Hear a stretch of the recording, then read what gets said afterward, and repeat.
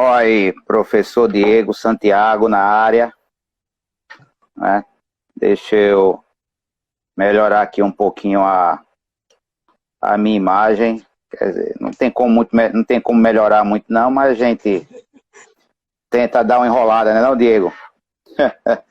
Com certeza, né? Ele Tá está me ouvindo direito? administrando isso. Não tenho esse estilo, não tem seu cabelo, né? Não tenho, esse cara diferenciado, mas a gente, né, faz o que pode, não é?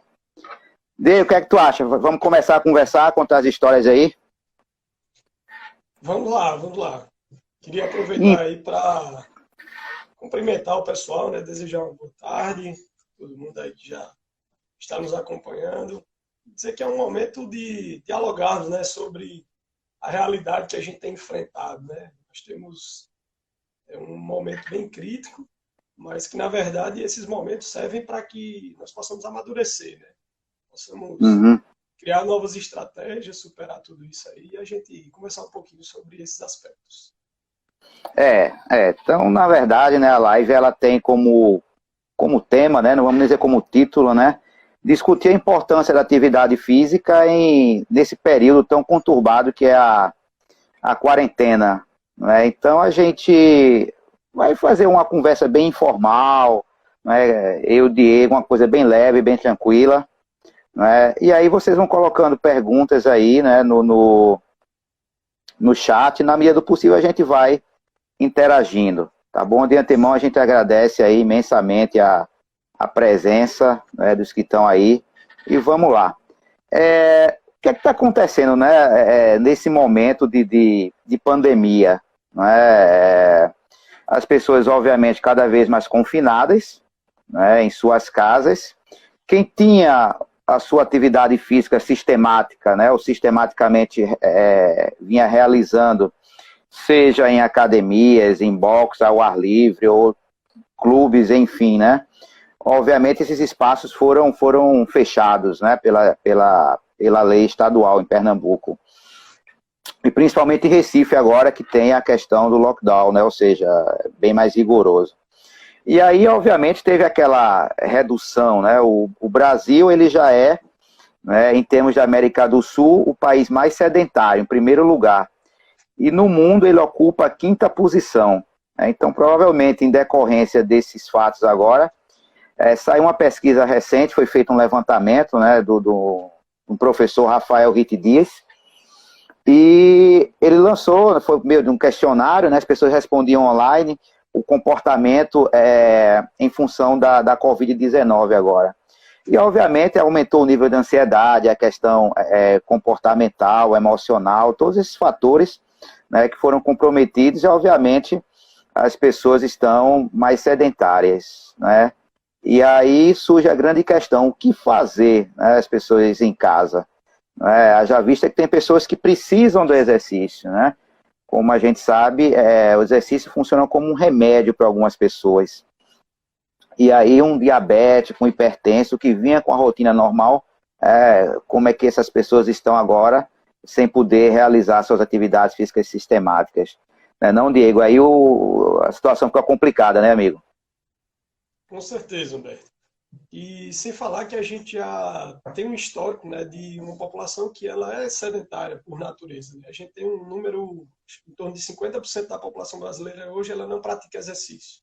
E aqueles que praticam por necessidade também estão sendo restringidos aí por conta desse isolamento social, né, que a gente está enfrentando. Então, esse comportamento sedentário já é uma coisa que nos preocupa há muito tempo. Porque hoje a gente sabe, né, as importâncias, né, os benefícios que o exercício pode nos trazer. A gente vai falar um pouquinho mais sobre isso mais à frente, mas é interessante que, diante desse contexto, uma das maiores estratégias ou desculpas para essa inatividade física, esse comportamento sedentário, é a falta de tempo. Então, se a gente olhar o histórico do comportamento sedentário, a maioria das pessoas vão dizer que são sedentárias por falta de tempo. Mas será que, de Alega esse fato, motivo, né? a falta de tempo é o motivo principal? Será que, de fato, as pessoas não estão dando tanta importância a essa prática de exercícios, né? Então, eu estava dando uma pesquisada aqui também, alguns dados do IBGE, e é interessante que a maioria da população brasileira ela tem um comportamento sedentário e boa parte desse comportamento sedentário é com tempo de tela, né? E aí, eu, olhando um dadozinho aqui, o brasileiro ele passa uma média de 146 minutos utilizando o smartphone. Então, se você olhar, mais do que 2 horas utilizando o smartphone diariamente. Então, você alegar que você não tem tempo para a prática de exercícios, parece não ser o motivo principal, essa falta de tempo, essa ausência de tempo, né?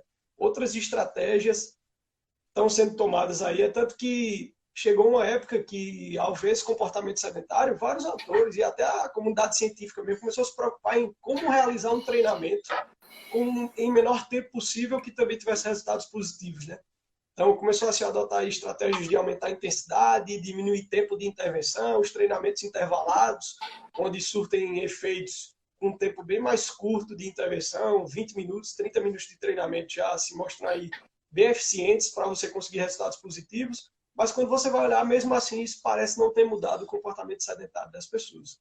E aí a gente vai vendo que parece que isso pode ser um contexto histórico de inatividade física lá nas fases iniciais, o que vem provocar, consequentemente, um comportamento sedentário na vida adulta. Então, isso tem uma discussão bem interessante sobre isso, né? A gente vai ver o primeiro contato das pessoas com o esporte, com a prática de atividade física, são nas fases iniciais, na escola, na educação física escolar. E hoje a gente está vendo uma educação física bastante comprometida, né, se arrastando para se sustentar ali. Consequentemente, as pessoas acabam se tornando sedentários demais e lá na frente isso vai desencadeando adultos sedentários, idosos sedentários, que não se desenvolvem enquanto indivíduos ativos. E aí isso é uma grande dificuldade, né, que a gente tem enfrentado também. Essa questão que você falou do argumento que as pessoas adotam, né? Eu não tenho tempo. E aí você trouxe à tona, né, a grande questão, que são os exercícios de alta intensidade, né? Às vezes, geralmente, são colocados na mesma denominação de HIIT, né, o treinamento intervalado de alta intensidade, outras denominações CIT e por aí vai, né? E aí uma das grandes questões que as pessoas alegam é o fator tempo dependente. Não é? Ou seja, eu obtenho os mesmos resultados, digamos assim. Quais são os mesmos resultados? Redução de percentual de gordura, melhora do perfil lipídico, melhora do perfil glicêmico e por aí vai. Só que nem todas as pessoas, né, suportam um treinamento de alta intensidade. Não é? Tem vários trabalhos mostrando a questão da afetividade. Ou seja, tem pessoas que obviamente gostam de fazer exercício ou atividade física, mas gostam de uma coisa, digamos, mais leve, mais moderada. E aí, às vezes, o profissional, por não levar isso em consideração, o profissional de educação física, às vezes, não levar isso em consideração, ele acaba impondo uma rotina, mas porque é isso, vai ter tais benefícios. Então, compreender hoje, não é, o que as pessoas precisam, eu acho que é um dos principais fatores para aumentar cada vez mais a aderência.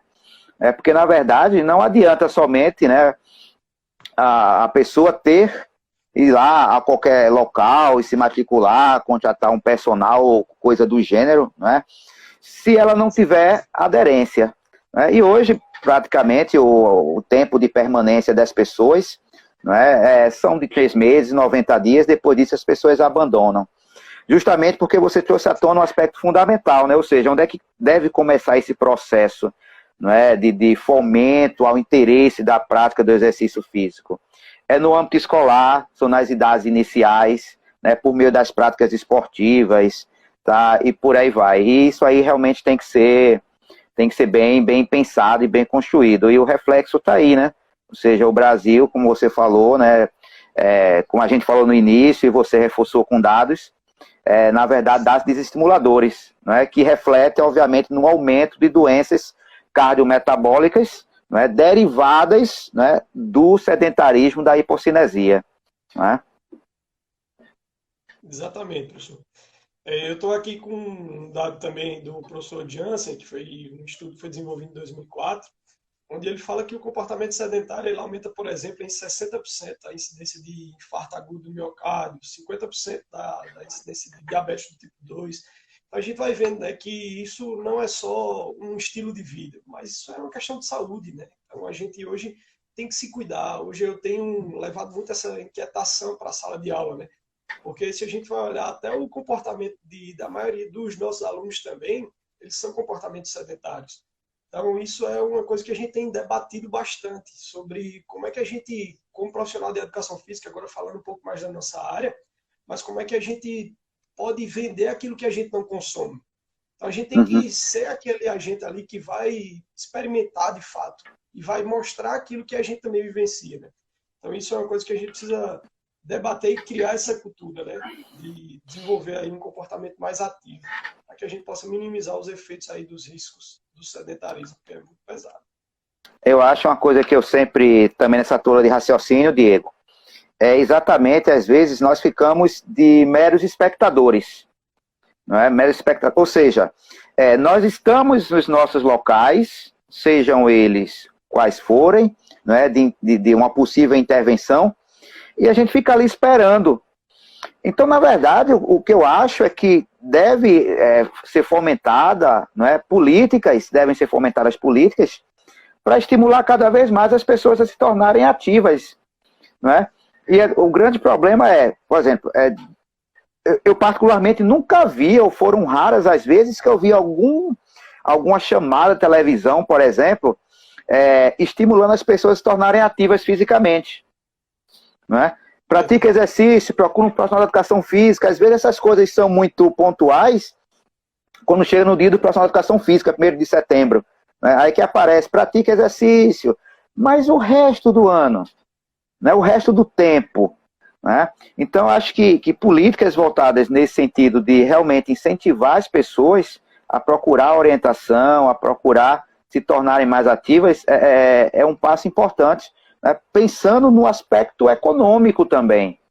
Não é? Porque, obviamente, uma pessoa hipertensa, uma pessoa que tem que colocar um stent, tá? Isso tudo abrevia, não é? O período de vida profissional e vida, né, produtiva de uma pessoa. Tá? Então, acho que a gente deve pensar num aspecto muito mais amplo, muito mais macro, né, em relação à prática de exercício físico. Sim, professor, com certeza. E aí a gente tende a buscar, né, quando a situação já está começando a ficar crítica, né? Então, quando você chega no médico numa condição de saúde, o médico diz, ou inicia a prática de exercícios, ou você vai ter sérias complicações. Então, é aí que a gente vai começar a buscar a prática. Então, o grande problema está aí. A gente espera muito para remediar e não utilizar o exercício como forma de prevenção. Acho que tem uma colocação aqui, eu não sei, do Melk, né? Melk Augusto Personal, né? Essa quarentena está incentivando. Acho que não foi da minha época, quando eu entrei, não, né? Essa quarentena está incentivando indiretamente as pessoas a serem sedentárias, né? Eu vou dar minha opinião, tá bom, Melk? Sim, obviamente é uma opinião bem empírica, tá bom? Não tenho nenhum dado que dê sustentação a priori a essa minha opinião, tá? Até que saiu o trabalho recente, como eu disse, do Rafael Ritt Dias. Mas sim, não é? Até quem era ativo fisicamente, infelizmente adotou, não é, um comportamento mais sedentário ou fisicamente insuficiente. Não é? Eu vou falar por mim, não é? Eu tinha um nível de atividade física até razoável, né? Treinava no mínimo umas 4 vezes por semana, tá? Não tem o mesmo nível, né, de aptidão cardiorrespiratória, professor Diego, né? Mas a gente dá umas corridinhas migué. E aí eu tô em casa, né? Sem poder sair agora. Eu tenho uma bicicleta, tenho um speed, tenho um rolo. Mas às vezes eu olho assim, ela olha para mim, não é? E cadê? Né, falta aquela coisa, né? Então, uma pessoa que tinha, não é, já uma rotina, eu gosto do exercício, e me sinto às vezes nesse momento desencorajado. Então, aquilo como o professor Diego falou, das pessoas que às vezes fazem, né, Diego, por obrigação, porque tem que fazer mesmo, né? Infelizmente, acho que essas pessoas vão ser bem mais atingidas, não é, nesse sentido aí, né? Acho que Matheus tem alguma coisa aí, né? Tu quer falar alguma coisa do posicionamento do Matheus? Diego, Matheus colocou políticas públicas que fomentem a prática de exercício físico na atenção básica, uma vez que a promoção da saúde reduz custos futuros. Matheus, exatamente, né? A gente falou um pouquinho disso, né? Políticas realmente voltadas para esse sentido, né? No determinado momento eu fui supervisor, né? E aí eu via a carência de espaços, né? Em alguns locais voltados para a prática de estimular, né?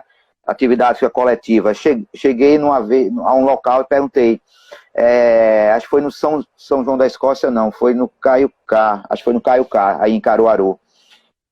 E aí perguntei ao profissional de educação física, e esse espaço aqui? Ele, professor, isso aqui foi o empresário que cedeu, coisa e tal, né? Para pedir uma bolinha, aquelas bolinhas de dente de leite, ele disse que tinha que fazer uma licitação, uma coisa imensa. Então, realmente, Diego e professor Matheus aí, né, a parte burocrática, a falta de política, né, é crucial, né? Eles não veem o incentivo, né, o estímulo à prática de atividade física como um investimento, ou seja, à frente e redução, né, de doenças provocadas pelo sedentarismo, né? E eu acredito ainda, Humberto, que isso hoje está sendo uma tendência, né, de mudança. Porque a gente tem percebido, né, a forma como o exercício tem sido tratado um pouco mais. A questão do sedentarismo ele tem se tornado uma situação de saúde pública, né? Então, o comportamento sedentário aí atrelado a todas essas outras doenças que a gente pode estar envolvidas aí pelo comportamento sedentário. Hoje, fala-se que o comportamento sedentário é a quarta causa de morte no mundo.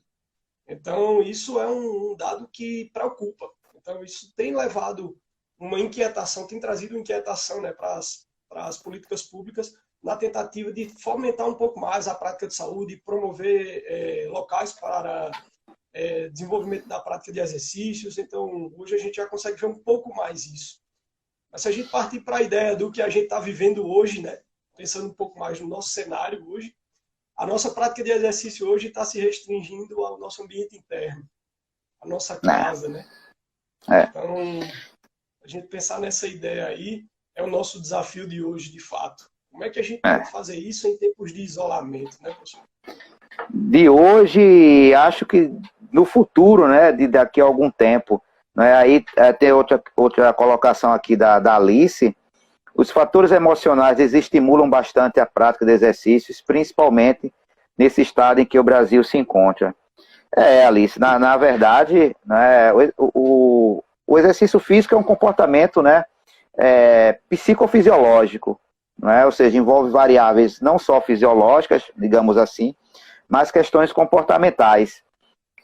Então, o atual cenário que as pessoas têm, não é, a economia difícil, não é, o desemprego, as pessoas vendo cada vez mais a Covid-19 chegar próximo a pessoas conhecidas, o que a gente diz, o que antes eram números, agora são nomes conhecidos.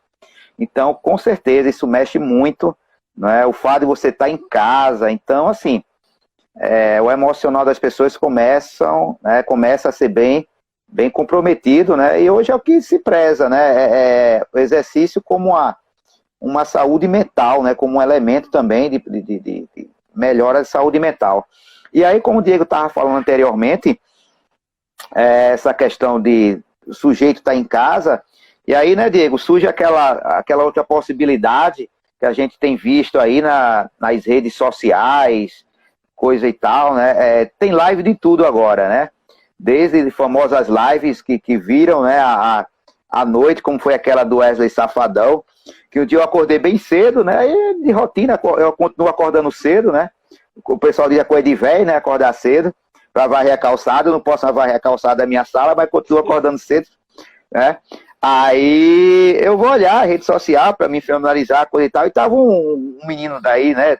De Santa Cruz, que eu troco uma ideia com ele. Aí ele, ei, velhinho, comigo. Eu disse, rapaz, tá acordado uma hora dessa? Ele, não, tô dormindo ainda não. Naquela live, né? Pra você ver a dimensão da live do Wesley Safadão, que durou 10 horas. Bom, mas enfim, pra gente não perder o foco. E aí aparece de tudo agora, né? Em termos de promover exercício físico. Desde celebridades, pseudo-celebridades, atletas, e aí, né, começa aquela discussão. Eu faço, eu não faço, eu sigo, o que é que eu faço? Na verdade, às vezes é difícil você ver live de pessoas sedentárias, né, de pessoas com condições, né, tipo um obeso, hipertenso, né, um idoso que tem uma limitação articular, né, que tem uma sarcopenia. Dificilmente você vê live desse gênero. Né? Você vê live, a galera treinando pesadão, coisa e tal.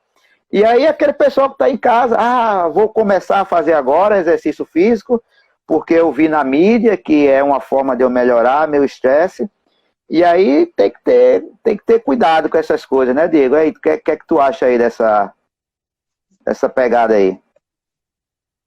Com certeza, Humberto. A gente tem enfrentado um momento bem complicado. Eu até gravei um pequeno videozinho ao Instagram lá da pós-graduação, né? A gente falando um pouquinho sobre isso, sobre os riscos da prática de exercício em casa, né? Porque quando a gente fala de benefícios do exercício, isso aí muita gente sabe, né? Então, controle da pressão arterial, efeito hipotensor que o exercício pode gerar, melhoria de controle de composição corporal, manutenção de força, até como a Alice falou aí, falando sobre os aspectos emocionais, a saúde mental, né? O próprio exercício, ele tem tido bastante resposta positiva contra os sintomas aí de ansiedade, transtorno de pânico, que é uma realidade muito forte hoje que a gente vive, né?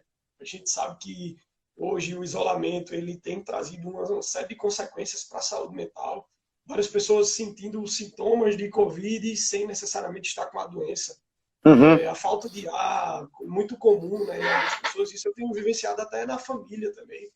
Algumas pessoas têm reclamado um pouco de sentir a falta de ar quando às vezes vai se bombardeando de notícias que a gente acaba recebendo, notícias que muitas vezes a gente não sabe nem se é verdade, se pode confiar ou não.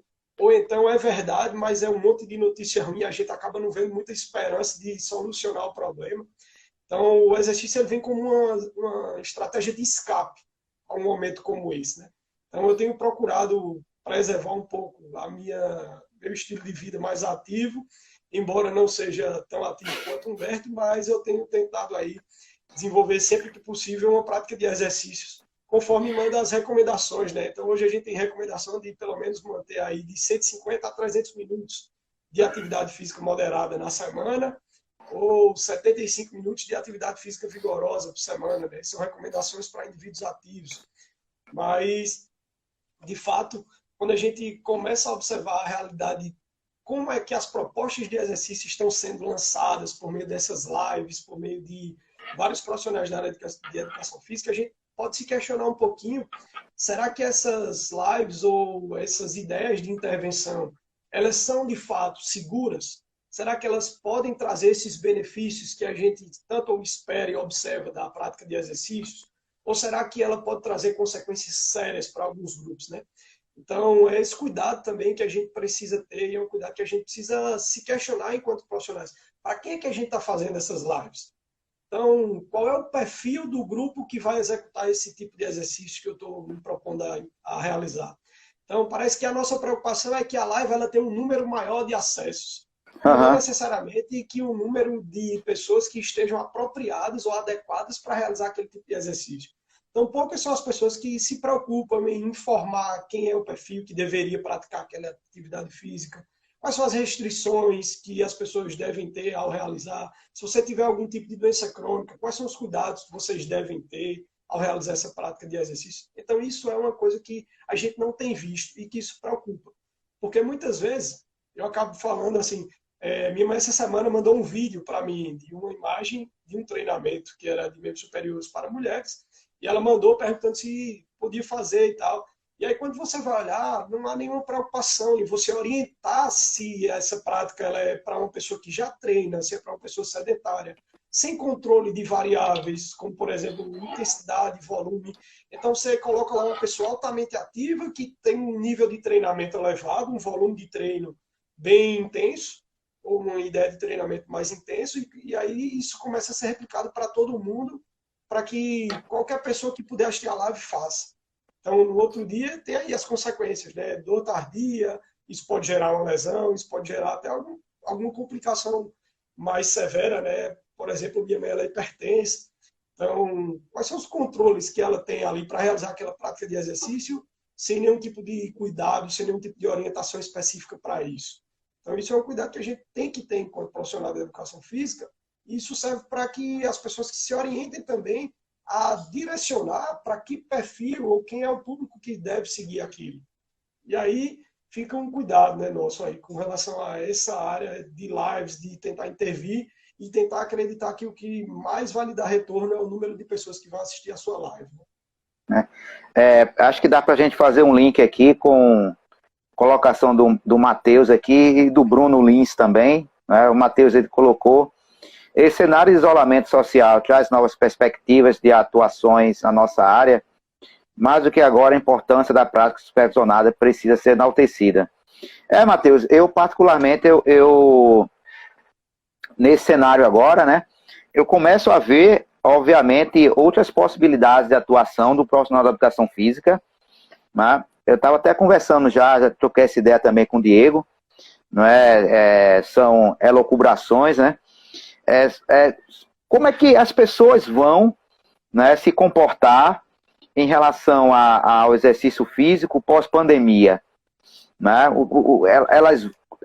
As entidades sanitárias liberaram, né, a volta, abertura de parques, abertura de academias, de boxe, de crossfit, né, de pilates e por aí vai.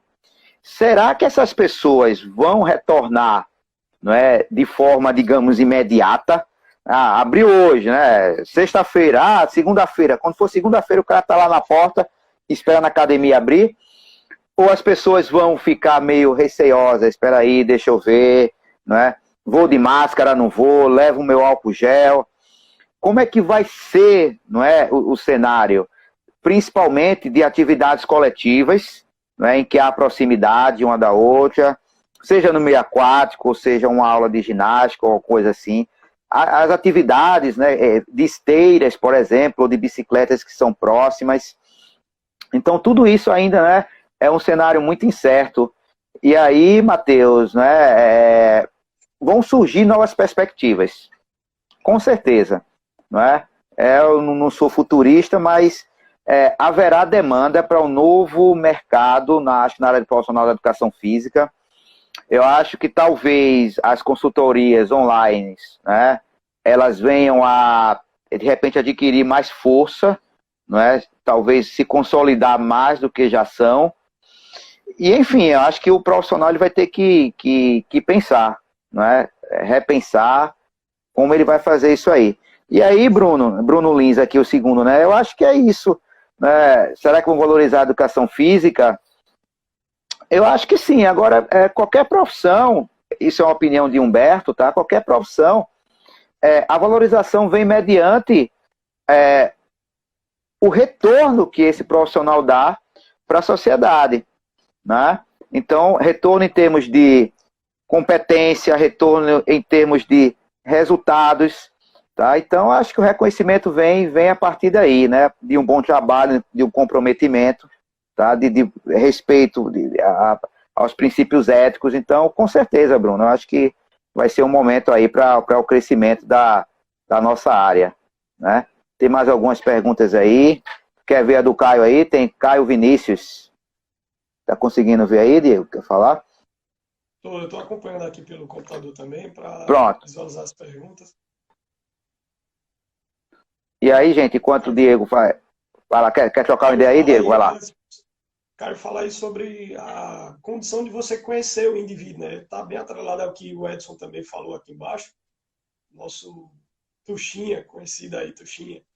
Então, está bem atrelado aí essa ideia de você ter que entender qual é a realidade do seu aluno para poder você conseguir intervir com ele, né? Então, essa ideia de live, ela tem distanciado um pouco essa lógica, né? De você não saber quem é aquele que vai visualizar e você acreditar que tudo que você apresenta é acessível para todos. E aí, de fato, a gente sabe que não é. Um posicionamento interessante aqui, Humberto, foi o posicionamento de Melk.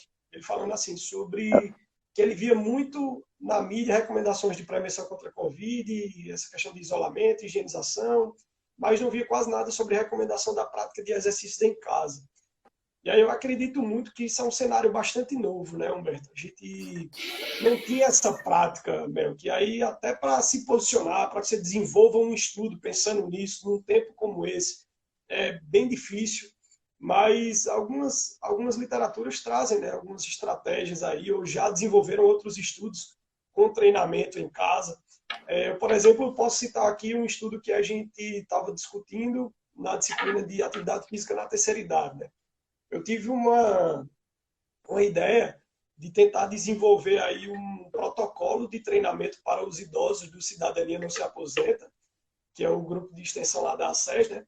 E aí até a gente trocou uma ideia com o Humberto também, a gente mandou algumas mensagens, trocamos algumas mensagens para tentar desenvolver um método de treinamento onde os idosos pudessem desenvolver em casa, de forma segura, já que a gente tem um grupo que é extremamente frágil, em alguns casos, né? Que pode ter um risco de quedas maior, mas precisam da prática de exercícios, um grupo de risco que não pode sair de dentro de casa, mas ao mesmo tempo um grupo que necessita de uma intervenção que venha auxiliá-los ali a aproveitar os benefícios da prática de exercícios. Então a gente desenvolveu aí uma série de exercícios pensando também na realidade do grupo. É claro que a gente já conhecia, porque a gente trabalha com esse grupo, então a gente conhecia quem era. A gente desenvolveu uma série de exercícios pensando na realidade que eles poderiam ter em casa. Então, exercícios que pudessem ser desenvolvidos com pesos que eles pudessem simular, como, por exemplo, algum objeto, alguma garrafa com água, exercícios que eles pudessem desenvolver sentados, muitas vezes, para não oferecer riscos de quedas. Então, exercícios que fossem seguros. E aí, depois eu estava olhando um estudo que saiu, que foi um estudo bem interessante, que eu trouxe um paralelo muito bom para essa área, que foi um estudo do professor Suzuko, que foi em 2017, onde ele analisava um treinamento O para do supino idosos. foi? Ah, foi com idosos. Tá sido do supino. Isso. Não, foi esse com idosos, que ele desenvolveu um protocolo de treinamento para avaliar a força e a hipertrofia muscular, né, e a distribuição de gordura dos idosos, simplesmente com 3 exercícios: agachamento, flexão de braço ou push-up e o abdominal. E o interessante é que a intervenção com esses 3 exercícios, ela foi extramuros, foi uma intervenção em casa. Então, eles só iam à primeira sessão para o laboratório, para que eles pudessem fazer todas as orientações de como deveria ser a prática de exercícios. Mas todo o resto, durante 12 semanas, os idosos treinavam em casa e mandavam feedback. Então, observa que estratégia interessante, que eu vejo nisso aí uma tendência para o futuro. Uma tendência para uma realidade que a gente pode enfrentar, de consultorias, de um treinamento onde a gente dê mais autonomia às pessoas para desenvolverem o treinamento em casa, de forma mais resguardada, mais segura, mas que diretamente tenha ali um acompanhamento do profissional de educação física, que é isso que eu concordo. Eu não concordo com você sair fazendo a prática de exercício à revelia, de qualquer forma, e seguir qualquer live, mas que, de fato, aqueles que têm a oportunidade de buscar um profissional de educação física para orientá-lo minimamente nessa prática, que isso seja feito. Caso não, outras estratégias devem ser tomadas, mas até para isso, a orientação do profissional de educação física ela é necessária. Então, esse estudo aí ele mostrou um efeito bastante positivo na espessura dos músculos da coxa, na força de extensão de joelho, força de flexão de quadril, diminuição de circunferência de cintura e de quadril, e além de diminuição de circunferência abdominal. Então, a gente observa um estudo que deu bastante autonomia para um grupo que era idoso, que tinha uma série de riscos, mas que conseguia desenvolver tranquilamente uma prática de exercício em casa, desde que orientada e acompanhada por profissionais da área, né? E vale salientar que esse estudo ele foi desenvolvido com idosos sedentários, não eram idosos ativos. Eram pessoas que não tinham costume de praticar o exercício. Então, a gente tendo esse cuidado de passar as orientações, de acompanhar, controlar as variáveis do treinamento, que isso é importante. Eles passaram pela avaliação. Não foi simplesmente posicionado um grupo e começaram a fazer exercícios de qualquer forma. Então, é claro que eles tiveram critérios de inclusão para entrar naquela pesquisa, para saber se eles tinham condição, de fato, de realizar o exercício de forma independente, realizar esse exercício em casa, se tinha um padrão de movimento minimamente coerente para que realize o exercício. Então, é interessante isso ter aí uma ideia de estratégia, né, para um futuro, e algumas pessoas já fazem isso, mas eu acredito que isso tem uma tendência a aumentar um pouco mais durante esse período. Tem um Zé Lailton aqui, né? Lailton, talvez começar agora seja complicado, né? O Zé Lailton colocou aqui. além de pessoas sedentárias e que nunca treinaram, querendo treinar agora através de vídeos de treino e aplicativos, né, de exercício. É complicado, né? Ou seja, aquela pessoa que já foi falado, né, pelo Diego, a pessoa que já tem talvez um bom embasamento, já vinha com a rotina, né, bem estruturada, para ela fica mais fácil continuar, né? Agora, realmente, aquela pessoa que muito sedentária, né, ou até completamente inativa fisicamente, e começar agora talvez não seja, não é, a melhor estratégia. Acho que tem uma outra pergunta aqui do Melk. Sabemos o benefício, aumenta a imunidade, até porque as pessoas obesas entram no grupo de risco. Melk, tem saído alguns estudos, né, mostrando o provável mecanismo tanto em relação à proteção, na perspectiva imune, né, do exercício físico, ou seja, parece que pessoas que têm uma melhor aptidão cardiorrespiratória, tá, elas têm uma resposta melhor quando comparada a indivíduos obesos ou diabéticos, hipertensos. Em termos de obesidade, né, provavelmente um dos principais fatores é o aumento da secreção de citocinas pró-inflamatórias, né, que já leva a um quadro de inflamação subclínica. Então, com certeza, isso agrava ainda mais o quadro, né, quando a pessoa é acometida.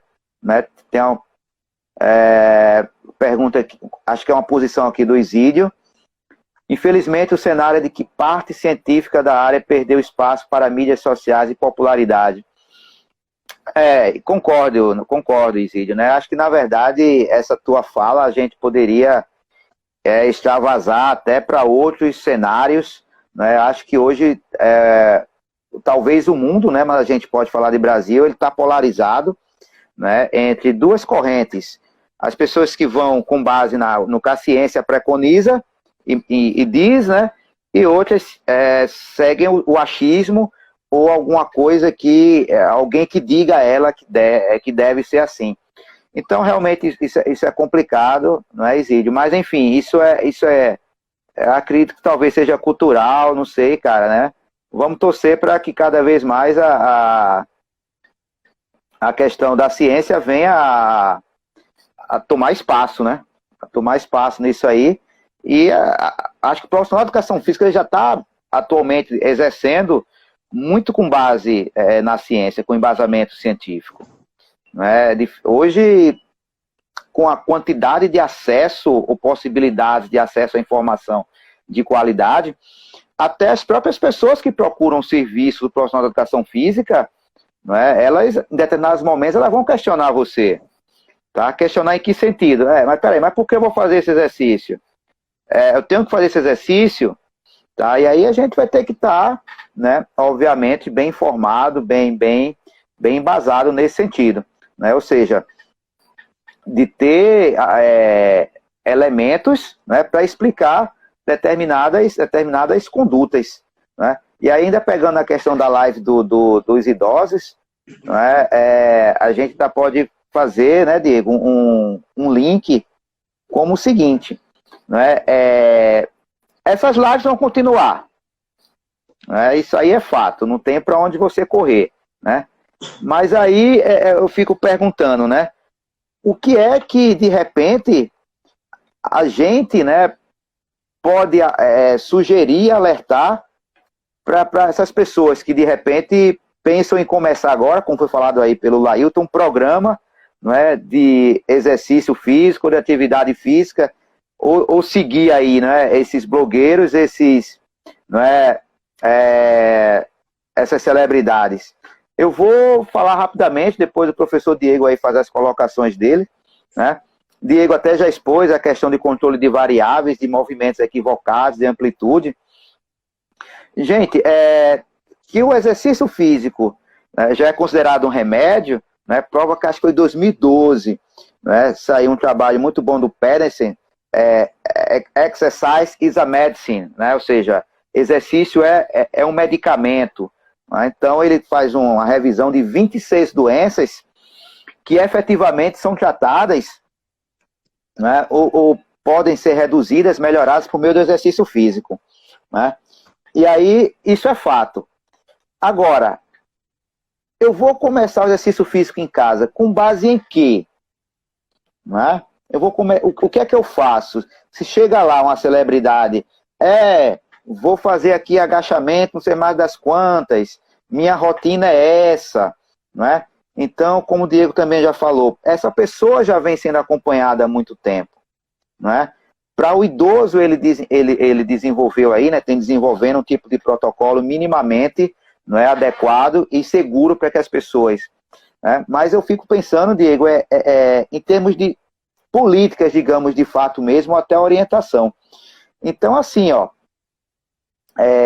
eu particularmente, eu acho, às vezes, muito mais arriscado, não é? Em algumas condições, claro, você começar uma prática sem orientação, do que você, às vezes, se manter, né, um pouquinho mais de tempo sedentário. Pode ser que eu esteja falando uma besteira, não é? Mas eu acho que de repente, aquela pessoa que está há 5, 6, 7 anos sedentária, né? Que teve oportunidades, aí agora, em casa, sem ter ninguém com a menor competência para corrigi-la, né, em determinados movimentos, ou até talvez em um controle mínimo de variáveis de intensidade, começa a fazer. Porque acho que está acompanhando, porque a celebridade da Anitta botou, e dentre outras pessoas botaram aí, né? Eu não sei, talvez, né, pode ser até mais comprometedor do que benéfico. E aí, como é que tu vê esse cenário aí? Tu assim, compartilha da mesma ideia, é divergente? Vamos trocar a ideia aí. Humberto, eu concordo contigo. Embora a gente se questione assim, até fique meio receoso assim de dizer, caramba, é melhor ficar um pouco mais sedentário, a gente já que briga tanto pela prática de atividade física, pelo comportamento mais ativo, né? Mas diante de uma condição como essa, talvez os riscos eles não consigam os benefícios eles não consigam superar os riscos. Risco, né? Então eu acredito muito que ao iniciar a prática de exercícios, principalmente quando você vai começar, você está zerado, você está sedentário há muito tempo, isso requer uma avaliação, primeiro, médica, para entender suas condições de saúde. Segundo, isso é necessário que o profissional de educação física ele saiba interpretar essa avaliação e criar a avaliação dele, que é a avaliação do próprio movimento, para que ele saiba aplicar isso. Então, hoje a gente está em condições que muitas vezes as pessoas não têm nem condição de sair de casa. Quanto mais fazer um protocolo de avaliação ou uma bateria de testes que venham garantir uma prática segura.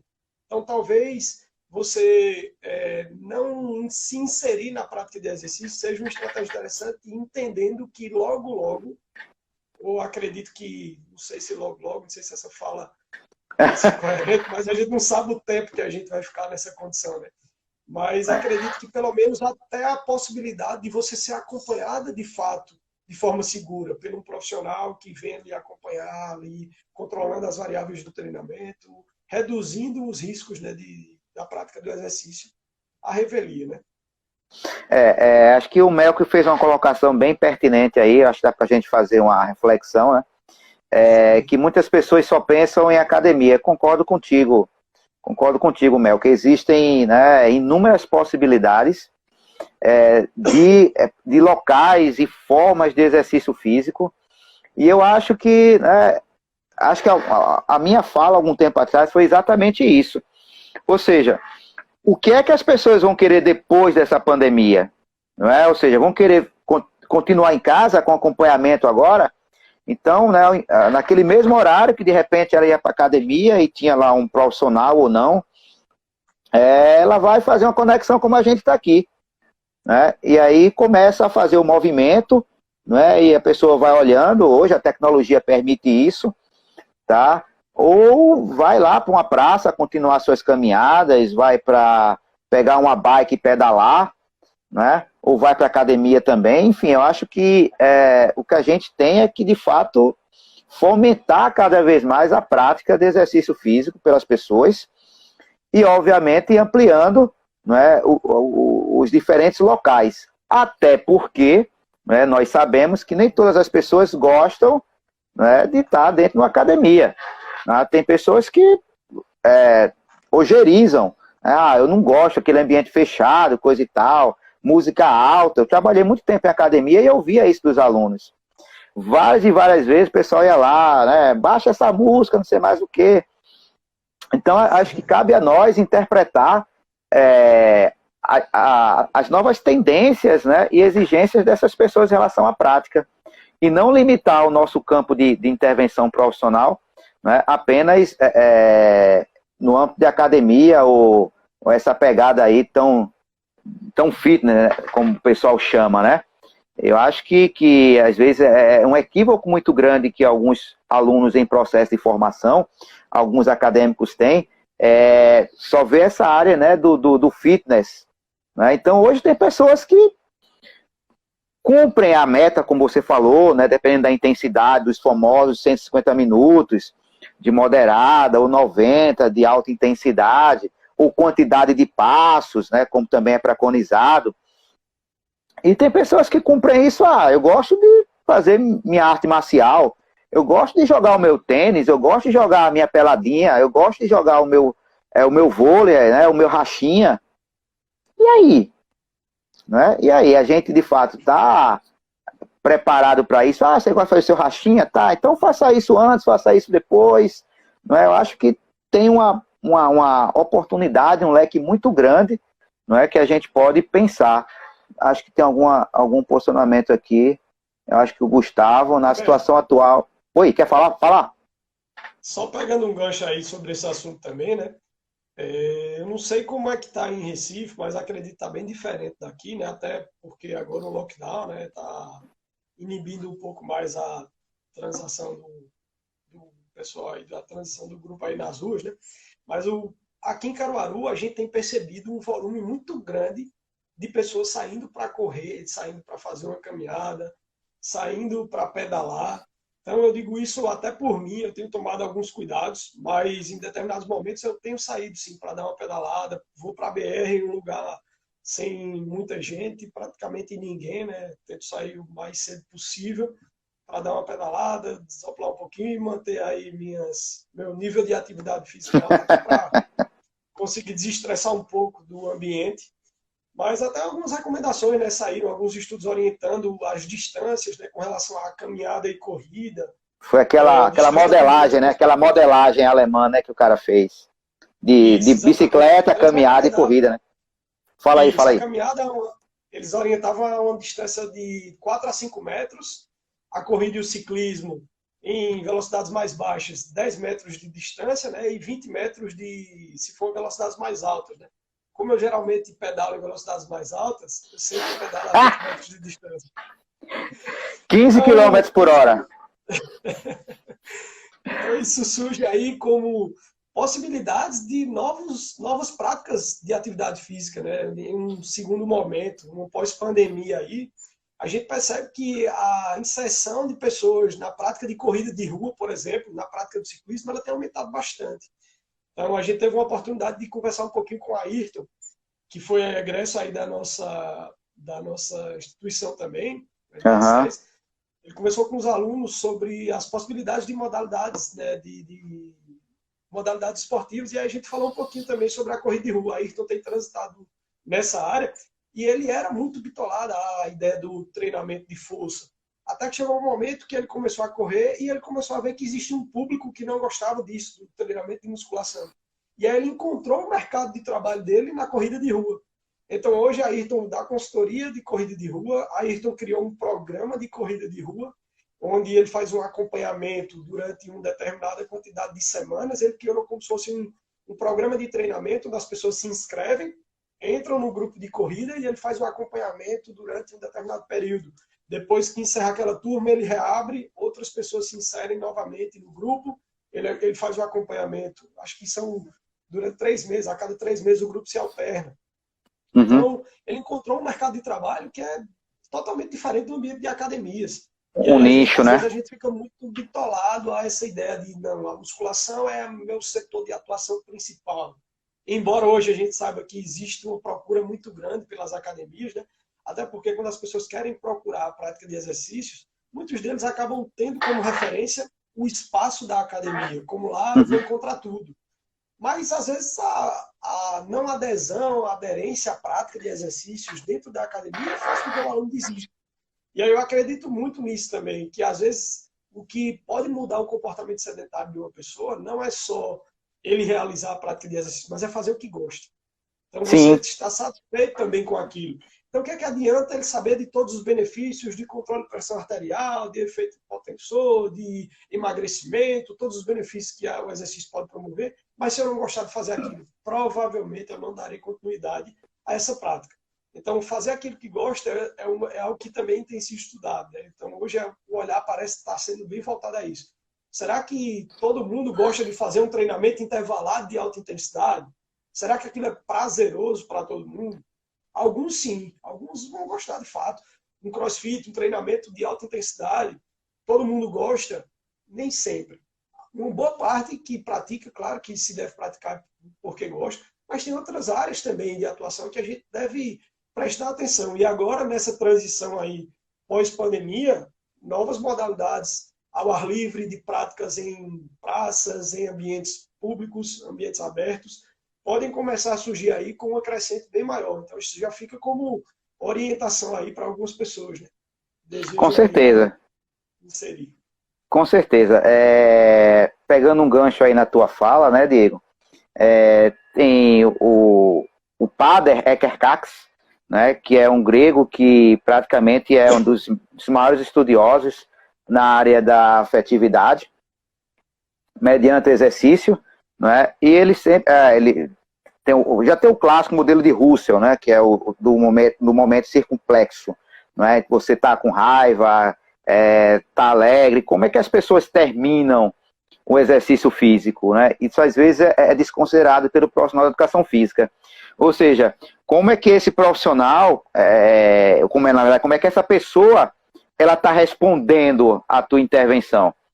Poucos são os profissionais que levam isso em consideração. Eu falei isso em alguns momentos, né? Porque você tem a carga externa, aquela que você planeja, né, para um determinado intervalo de tempo, para um microciclo, até uma sessão de treinamento, você projeta aquilo. Mas, na verdade, não quer dizer que aquilo que você projetou para aquela pessoa, para o seu atleta, de fato vai ser como ele vai entender. Então, o cara termina aquela sessão, né, pé da vida, velho. Indignado, arretado, não é? Ou seja, a capacidade dele, isso você vai somando de forma crônica, não é? Então, se você não monitorar também isso aí, a carga interna de treinamento, tá? Existem critérios para isso, a sua capacidade de manter esse aluno, esse cliente, né, cai drasticamente, né? Cai drasticamente. Então, aí, concordo plenamente contigo que novos cenários vão surgir, né? Tem um do Gustavo. Isso, Deixa eu falar rapidinho do Gustavo. Então, Gustavo, essa questão, a gente tem 10 minutinhos, vamos lá. Tá? Antes que o Instagram cortar a gente, que uma hora ele corta. Então, gente, a questão da máscara é o que a gente vê atualmente no cenário mais de sanitário, né, Gustavo? Ou seja, você tem que trocar a máscara de pano a cada 2 horas por conta da umidade, coisa e tal. E como você falou para o asmático, não só para o asmático, eu vou um pouco até mais além, Gustavo. Mas você numa academia tá com aquilo, não é? Vai ser um tanto quanto desconfortável. Em termos de melhora de aptidão cardiorrespiratória, alguns anos atrás tinha aquela famosa máscara que simulava, né, diferentes altitudes. Né? É alguma coisa MES, que eu esqueci o nome, tá? Então, você regulava, você ia fechando ela e simulava 1.000 metros, 1.500, ou seja, né? O pessoal do MMA usou isso durante muito tempo, mas cientificamente não teve evidência, a não ser no fortalecimento, tá, dos músculos inspiratórios. Mas do ponto de vista hematológico, ou seja, aumento no número de mitocôndrias, aumento no número de hemácias, aumento de enzimas oxidativas, isso não teve diferença significativa. Por quê? Simples, porque a pressão parcial dos gases, ou seja, a concentração de oxigênio, é a mesma. Não muda. Ou seja, se eu botar a máscara aqui, tá, ao nível do mar, a concentração de oxigênio vai ser a mesma. Então, o que vai estar mais difícil sou eu, tá, inspirar. Então, por isso que não tem vantagem. Eu estou fazendo analogia, tá, Gustavo? Não sei se é a mesma pegada aí. O Mac é bodybuilder, né? Vai lá. Não é o que ele disse que é bodybuilder, né? Mas aí tem muitos fatores externos aí também. Ó, deixa eu só alinhar aqui essa questão de Gustavo, ele perguntou aqui também, Humberto, se seria indicado a prática de exercícios ao ar livre com a utilização da máscara, ou pela chance de falta de oxigenação não seja adequado, ou não seria viável. Eu, de fato, não tenho muita propriedade para falar sobre isso, né? Mas o que é que tu acha, Humberto? Então, Gustavo, mais ou menos. Eu vi na prática, né? Na prática, de fato, eu senti uma diferença gigante. Eu saí para pedalar e eu não consegui manter o ritmo que eu pedalava normalmente, porque eu estava indo sem máscara. E aí depois a consciência pesou, eu disse, rapaz, eu tenho que ir de máscara. Então, botei o óculos, botei a máscara e saí. Mas o desempenho caiu bastante. Cara, então, na verdade, é aquilo que a gente já falou. Ou seja, a sua capacidade, talvez de forma aguda, ela fica mais limitada. Não é? Ou seja, se vai ficar mais limitada, você tanto os músculos inspiratórios, a sua capacidade de ventilação vai ficar reduzida. Então, depende da intensidade, vai comprometer bastante. Eu estou partindo do raciocínio, digamos, fisiológico, não é? Mas, em termos crônicos, eu não sei, Gustavo, o que é que pode ter como desfecho, né? Se vai melhorar ou não. A gente sabe que no atual cenário, a máscara utilizada de forma inadequada, principalmente a de tecido, ela é um agente, né, propagador aí do coronavírus, né? Professora Viviane, com certeza, saúde mental, né? O Wilton também, a saúde mental foi para o espaço, todos nós, né, Wilton? Realmente o nível de estresse, ansiedade tá bem comprometido. A afetividade é a chave para a aderência ao treino. Sim, Alice, aí a gente faz aquele link com o controle da carga interna,